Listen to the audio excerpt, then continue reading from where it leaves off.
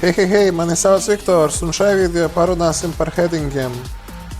Un tā, vai mums vajadzēs izveidot jaunu HTML failu? Tā ka tagad katram, piemēram, būs jauns fails arī turpmāk, lai varētu labāk apgūt to visu.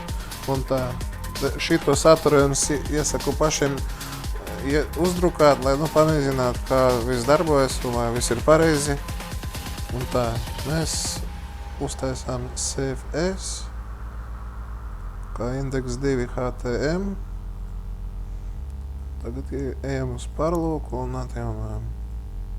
Un tā, ko mēs redzam? Redzam visus headingus. Un ko jums gribēju pateikt? Ka pats galvenais, ko pieļauj webdizaineru iesācēji, ka visu saturu savā lapā, visu noformē ar headingiem. Tas nav pareizi, jo šitie virsraksti, viņi tiek izmantoti Google meklētājā.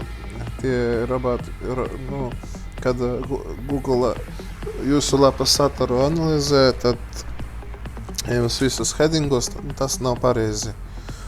Tā, ko es jums gribēju šajā video parādīt? Piemēram, mēs pierakstīm, tā ir rindkopa, aizveram, pierakstīm vienkārši rindkopu, atjaunojam rindkopa. Bet kāda ir lieta? Ka mazliet papriekšu pateikšu, tas būs vēl citos video, par stiliem, ka ir stila atribūts, un viņam ir vērtība, piemēram, font size 30 pikseli un font weight ir bold. Un ko? Tagad mēs saglabājam, atjaunojam.